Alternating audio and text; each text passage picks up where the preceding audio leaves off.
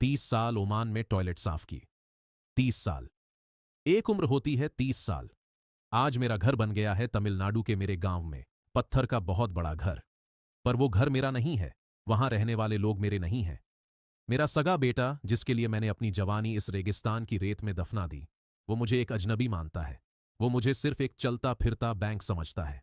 मेरी जिंदगी इस अजनबी रेगिस्तान में खत्म हो गई। मैं आज 60 साल का एक बूढ़ा आदमी हूं। मेरे हाथ कांपते हैं, मेरी कमर में दर्द रहता है, लेकिन मेरे दिल का दर्द इन सब से बहुत बड़ा है। मैं तमिलनाडु के एक छोटे से गांव से हूं। आज मैं मस्किट में हूं। 30 साल से यहीं हूं। एक ही काम, फर्श पोंछना, टॉयलेट साफ करना। दूसरों की गंदगी साफ करते करते मेरी अपनी जिंदगी गंदी हो गई। आज मैं सच बताऊंगा, वो सच जो कोई नहीं बताता, वो सच जो गांव में बड़ी बड़ी कोठियां बनाने वाले छुपा जाते हैं, वो सच जो हर उस बाप के सीने में दफन है जो अपने बच्चों की खुशी के लिए विदेश आता है। आज सब कुछ बोलूंगा, बिना कुछ छुपाए। अंत तक देखें। शायद मेरी कहानी सुनकर किसी और की जिंदगी इस रेगिस्तान में राख होने से बच जाए। मैं कोई बड़ा आदमी नहीं हूं, मैं सिर्फ एक मजदूर हूं, एक बहुत थका हुआ मजदूर। मेरी आंखों के नीचे काले गड्ढे हैं, मेरे बालों में सफेदी नहीं बची, बाल ही उड़ गए हैं। मेरी बीवी की जवानी मेरे बिना ही बीत गई। मेरे बच्चे का बचपन मेरे बिना ही गुजर गया। लोग कहते हैं कि मैंने बहुत पैसा कमाया। हाँ, कमाया, लेकिन उस पैसे की कीमत क्या चुकाई? अपनी पूरी जिंदगी, अपना परिवार, अपना सब कुछ। आज मैं अपने ही घर जाने से डरता हूं। बहुत डर लगता है। मैं वहां एक भूत की तरह हूं, एक ऐसा भूत जिसने घर तो बना दिया, लेकिन खुद कभी उस घर में रह नहीं पाया। क्या यही होती है सफलता? क्या यही होता है पैसा कमाना? लेकिन शुरुआत से बताता हूं, सब कुछ कैसे शुरू हुआ, कैसे मैं उस जाल में फंसा जिससे मैं आज तक बाहर नहीं निकल पाया। 1996 का साल था। मैं जवान था। मेरी आंखों में सपने थे, लेकिन मेरी पीठ पर कर्जे का बहुत बड़ा पहाड़ था। पिताजी के इलाज में, बहन की शादी में। हमने गांव के साहूकारों से बहुत पैसा लिया था। हर दिन वो लोग दरवाजे पर आते थे, गालियां देते थे, बेइज्जती करते थे। मेरी बीवी रोती रहती थी। मेरा 1 साल का बेटा था। मैं उसे देखता था और सोचता था कि इसे क्या भविष्य दूंगा। मैं बहुत परेशान था, रातों को नींद नहीं आती थी। फिर एक दिन गांव में एक एजेंट आया। उसने सूट पहना था, उसके पास एक बड़ी कार थी। उसने कहा कि मस्किट चलो, ओमान में बहुत पैसा है। उसने कहा कि मुझे एक बड़ी कंपनी में काम मिलेगा, सुपरवाइजर बनूंगा, बहुत आराम की जिंदगी होगी। उसने मुझसे बहुत बड़ी रकम मांगी, 50,000 रुपए। उस जमाने में यह रकम बहुत बड़ी थी। मैंने अपनी बीवी के गहने बेचे, अपना छोटा सा खेत गिरवी रखा, सब कुछ दांव पर लगा दिया। मैंने सोचा कि 2 या 3 साल की ही तो बात है, जाऊंगा, कर्जा चुकाऊंगा और वापस आ जाऊंगा। फिर हम सब खुशी से रहेंगे। मेरी बीवी बहुत रोई थी उस दिन जब मैं जा रहा था। उसने मेरे पैर पकड़ लिए थे। उसने कहा था कि मत जाओ, हम सूखी रोटी खा लेंगे। लेकिन मैंने कहा कि नहीं, मुझे अपने बेटे को अच्छी जिंदगी देनी है। मैंने उसे गले लगाया। मेरे 1 साल के बेटे ने मेरी उंगली पकड़ी हुई थी। मुझे आज भी वो एहसास याद है, उसकी छोटी सी उंगली। मैंने उसे चूमा और घर से निकल गया। मैं मद्रास पहुंचा, वहां से हवाई जहाज में बैठा। पहली बार हवाई जहाज देखा था। अंदर से बहुत डरा हुआ था, लेकिन मन में एक उम्मीद थी। फिर जहाज उड़ा और कुछ घंटों बाद मस्कट उतरा। जब मैं हवाई अड्डे से बाहर निकला तो पहली बार मुझे लगा कि मैंने कोई गलती कर दी है। इतनी गर्मी, जैसे किसी ने भट्टी का दरवाजा खोल दिया हो। 50 डिग्री की गर्मी, हवा में रेत उड़ रही थी। मुझे लेने जो आदमी आया था वो एजेंट नहीं था, वो एक बहुत ही रूखा सा आदमी था। उसने मुझे एक बहुत गंदी सी जगह पर ले जाकर छोड़ दिया। एक छोटा सा कमरा, उसमें पहले से 15 लोग रहते थे। एक ही टॉयलेट, बहुत बदबू। मैंने पूछा कि मेरा काम क्या है, सुपरवाइजर का काम कहाँ है? उसने मुझ पर हंसा। उसने कहा, तू सुपरवाइजर बनेगा? कल सुबह से तुझे टॉयलेट साफ करने हैं, यही तेरा काम है। मेरे पैरों तले जमीन खिसक गई। मैं रोने लगा। मैंने कहा कि मुझे वापस जाना है। उसने मेरा पासपोर्ट छीन लिया। उसने कहा, पासपोर्ट भूल जा, जब तक तूने मेरे पैसे नहीं चुकाए तू कहीं नहीं जा सकता। वो दिन मेरी जिंदगी का सबसे काला दिन था। मैंने उस रात कुछ नहीं खाया, बस एक कोने में बैठकर रोता रहा। मुझे अपनी बीवी की याद आ रही थी, अपने बेटे की याद आ रही थी, लेकिन मैं फंस चुका था, बहुत बुरी तरह फंस चुका था। और फिर सब बदल गया। मेरी जिंदगी एक मशीन बन गई, एक ऐसी मशीन जो सिर्फ काम करती है, रोती है और सो जाती है। मैं आपको अपनी जिंदगी के सबसे मुश्किल दिन बताना चाहता हूं, वो दिन जब मैं अंदर से पूरी तरह मर गया। सबसे पहली बात, हर दिन मैं 14 घंटे काम करता था। मेरे हाथों में केमिकल से छाले पड़ गए थे, बदबू से सिर फटता था। मैं बड़े बड़े मॉल में, दफ्तरों में फर्श पोंछता था।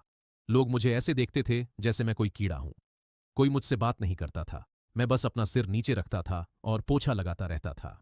रविवार को भी छुट्टी नहीं मिलती थी। अगर बीमार होता तो भी काम पर जाना पड़ता था। पहले दिन स्पॉन्सर ने कहा था, पासपोर्ट दो। मैंने दिया। उसने कहा, 3 महीने बाद मिलेगा।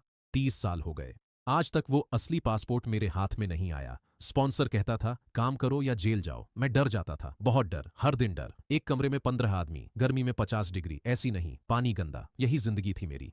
फिर आया साल 2002। 6 साल बाद मैं पहली बार अपने गांव वापस गया। 6 साल। मैंने अपने बेटे को 1 साल की उम्र में छोड़ा था। अब वो 7 साल का हो गया था। मैं बहुत खुश था। मैंने उसके लिए खिलौने खरीदे थे, बीवी के लिए कपड़े खरीदे थे। जब मैं घर पहुंचा तो मेरी बीवी मुझे देखकर रोने लगी। लेकिन मेरा बेटा, वो मेरे पीछे छुप रहा था। वो मुझे पहचानता ही नहीं था। मैंने उसे गोदी में उठाने की कोशिश की तो वो रोने लगा। उसने अपनी मां से पूछा, ये अंकल कौन है? अंकल, ये शब्द मेरे कानों में पिघले हुए शीशे की तरह गिरा। मेरे अपने खून ने, मेरे अपने बेटे ने मुझे अंकल कहा। मेरा दिल टूट गया। मैंने उसे समझाने की कोशिश की। मैंने कहा, बेटा, मैं तेरा अप्पा हूं, तेरा पिता हूं। उसने अजीब सी नजर से मुझे देखा। उसके लिए पिता वो था जो उसे स्कूल छोड़ता था, जो उसके साथ खेलता था। और मैं तो सिर्फ एक तस्वीर था जो दीवार पर टंगी थी। मैं पूरी रात सो नहीं पाया।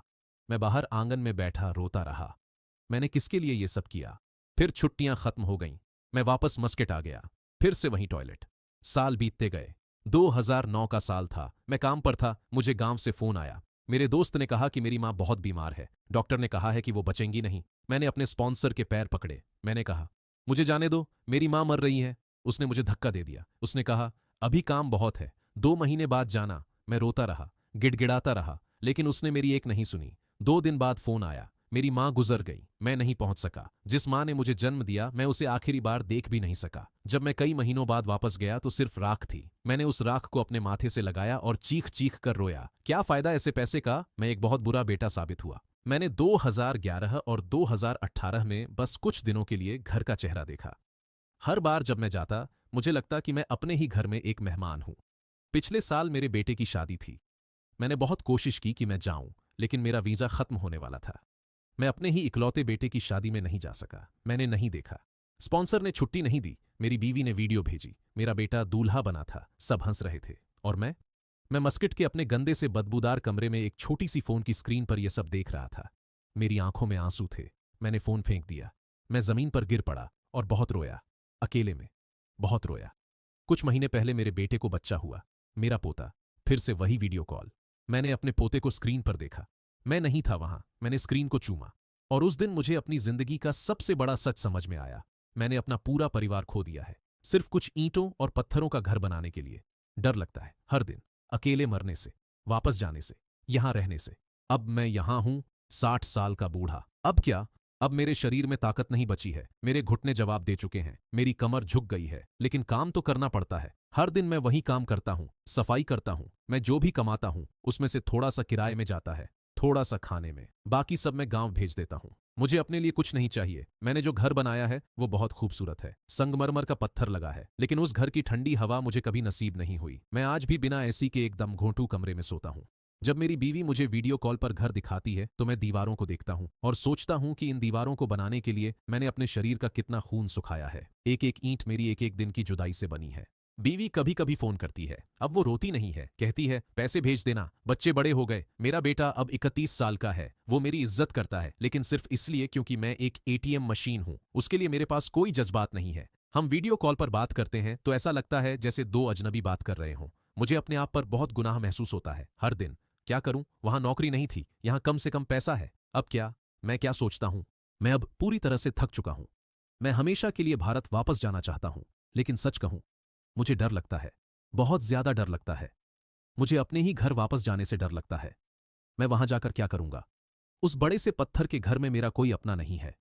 मैं उस घर में जाऊंगा तो एक फालतू सामान की तरह रहूंगा। मेरी बीवी की अपनी जिंदगी है, मेरे बेटे की अपनी दुनिया है। मैं वहां सिर्फ एक रुकावट बनूंगा। जब तक मैं यहां से पैसे भेज रहा हूं तब तक मैं उनके लिए भगवान हूं। जिस दिन मैं खाली हाथ वहां जाकर बैठ गया, उसी दिन से मेरी कद्र खत्म हो जाएगी। मैंने अपनी पूरी जिंदगी एक अजनबी पुतले की तरह बिता दी। पछताता हूं? नहीं जानता। कभी सोचता हूं गलती की, कभी सोचता हूं और क्या कर सकता था। अगर मैं यहां नहीं आता तो मेरा परिवार भूखा मर जाता। भारत में लोग सोचते हैं विदेश में सब अच्छा है, पैसा बहुत है, खुशी बहुत है।